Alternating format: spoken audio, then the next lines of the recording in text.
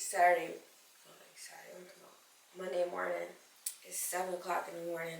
I gotta get ready for this gig at Loretta Hospital. I gotta go take my speakers downstairs.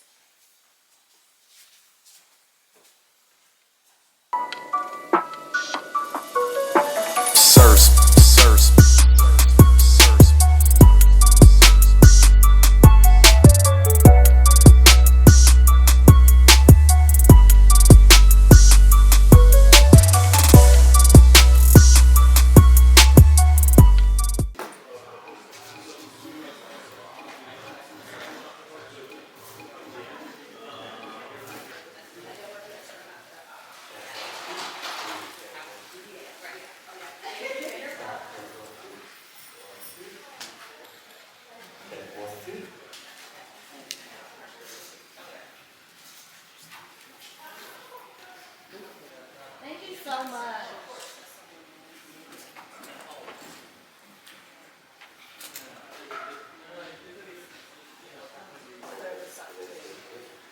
Check 1, 2, hey.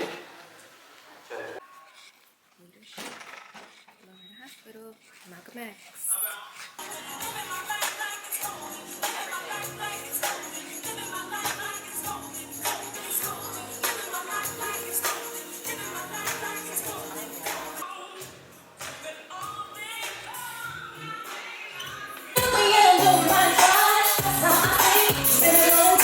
So fake. No, you do not like me, and you made it very clear. You always talking about me from what I know that I'm doing so good. Wasn't it you that said? Wasn't it you that said that I wouldn't make it through? Can't match this. The rapper slash actress, more powerful than two Cleopatra. Excited to be here at Loretta Hospital at Malcolm X College, another women's empowerment event celebrating women for Women's History Month. It's gonna be a great time. Music by yours truly, as always.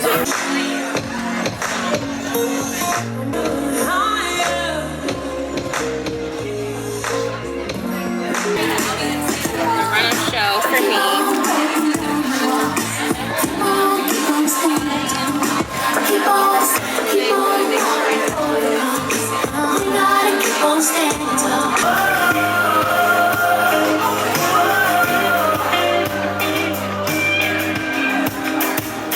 Mic check. Good morning, everyone. We want to welcome you here. This is our 10-minute warning. If you can begin to take your seats, we are going to get started at 11:30. This is your 10-minute warning. I will show. But if you want, I'll be happy to repeat it. My name is Carrie.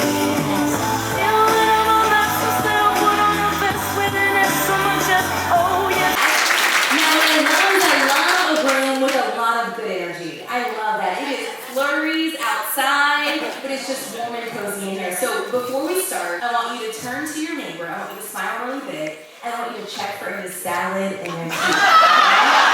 Because we just had salad, we just had some rice that was very tasty. But only we did not want to go about our day like that. So just look out for your partner, say hello, and just check for them. Turn to your other partner and say what our event is titled. Lead.HER.ship. Turn to your neighbor and say, Lead.HER.ship. Thank you. We're emphasizing that. On behalf of Loretta Hospital, its board of directors, and its staff, welcome to the second annual, it's our second time doing this, Leadership, our celebration of women making history. Thank you for taking time out in your day to be here. Now, before we get started, I just have to shout out our DJ because she has given us some amazing playlists.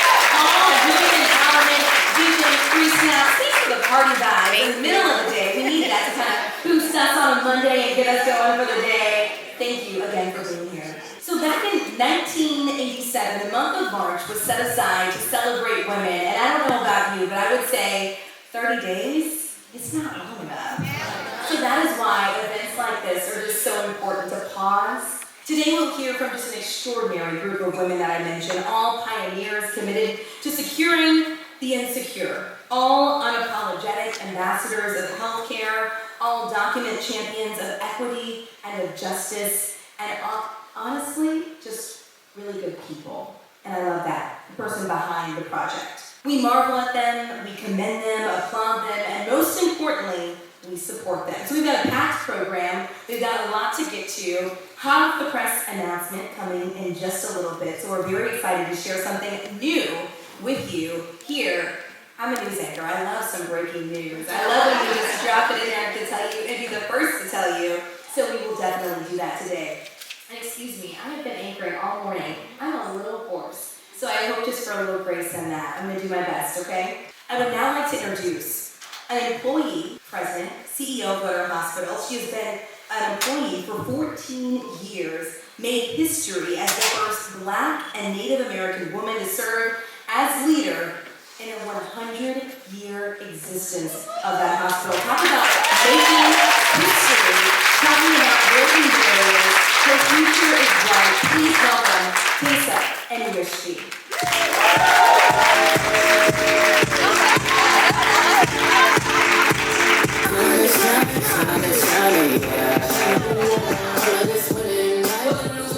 Good morning.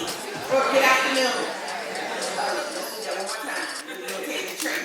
Good afternoon. Thank you so much for coming out to our second leadership event for the Loretta Hospital. It is a chance for us to celebrate all of the phenomenal, amazing women in this room and the work, the meaningful work that you are doing in the community. Although it's Women's History Month, we know that it is always Women's History Day. The theme for this year is Securing the Insecure. So we really wanted to talk about the social determinants of health and talk about the work that each one of you all are doing to address those needs in the community, from housing to food insecurity to workforce development and all of the above. Before I introduce our Honorable Speaker of the House, Emmanuel Chris Welch, I want you to just grab a hold of the person next to you, and in the symbolism of that cord, look to one another and say, I got you.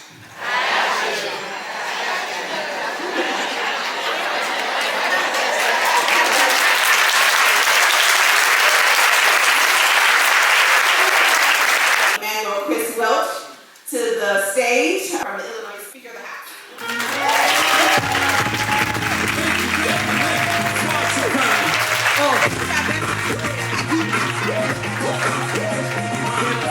Give it up for DJ Snapz.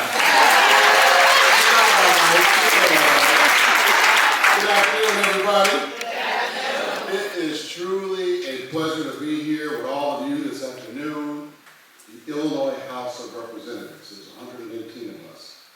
The Democratic caucus is 78 strong. I call this the Great 78. And it is the largest Democratic caucus in modern history.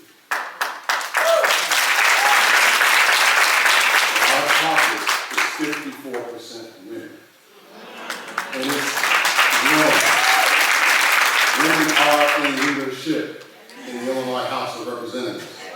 You know, and when I became Speaker, I wanted to make sure that was reflected in the leadership.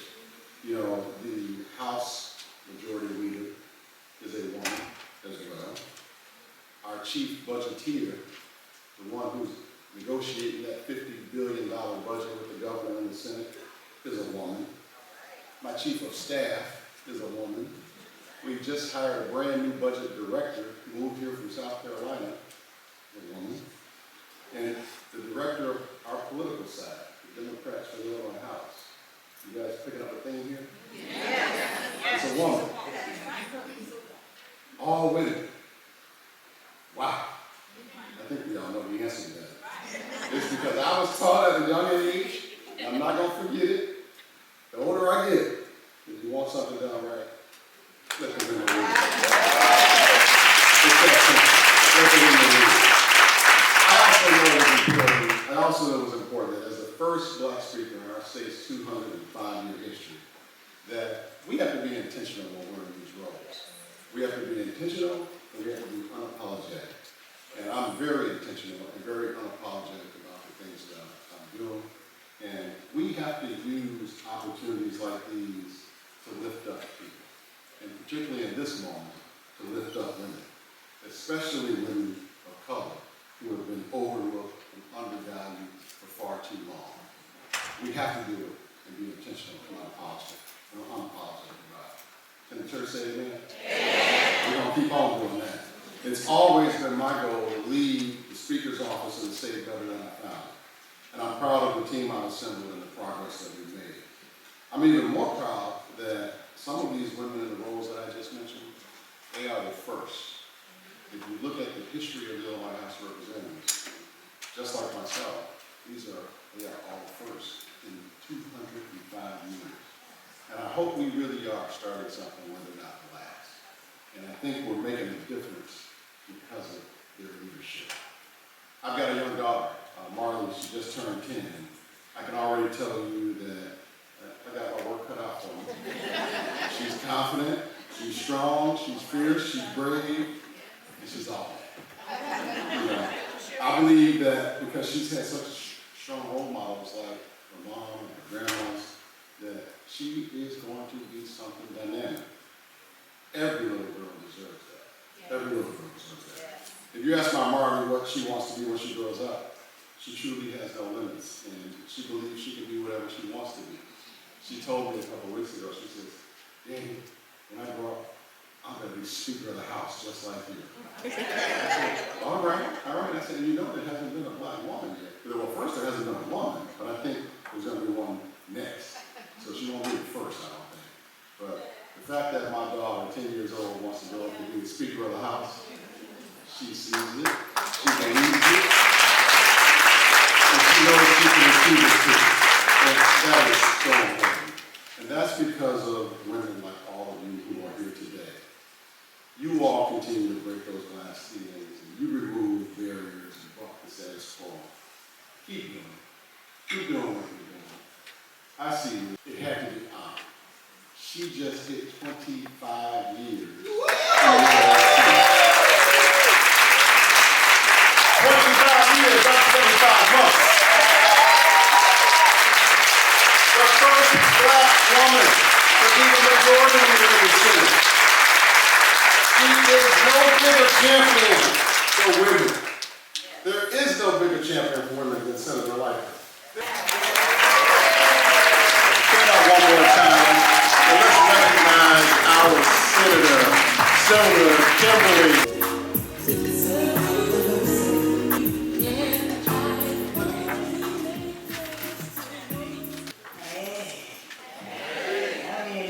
Relax for a minute, because that was a lot.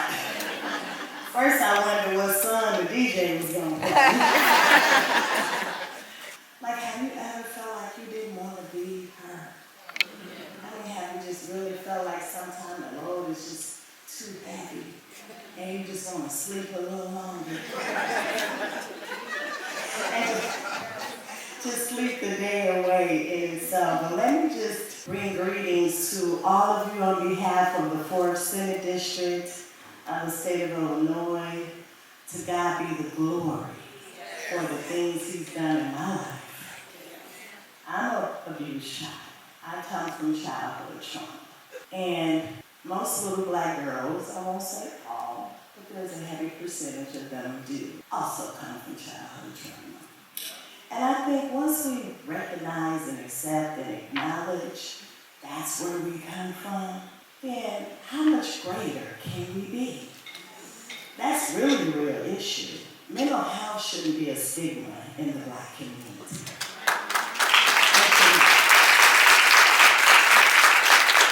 And being ashamed of what you can't control as a child should not be a deterrent to where you're going and where you can be as a grown black woman.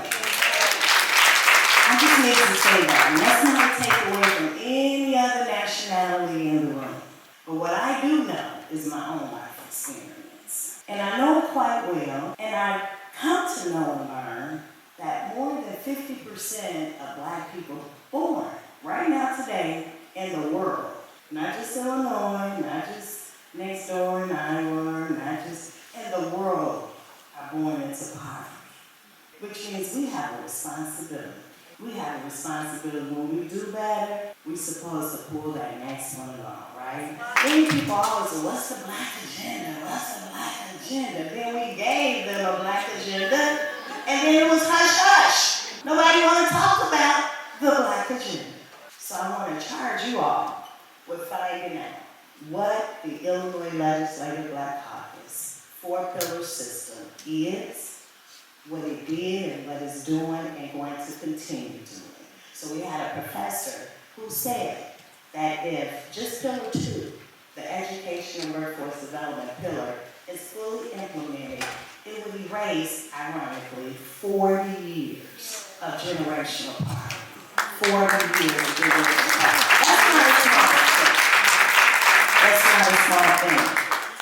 So thank you all once again for extending the invitation to me to be a part of the celebration and the day of empowerment and growth. Together we can, we have, and we will continue to make a difference and leave a lasting legacy of hope, inspiration, and positive change for generations to come. God bless you.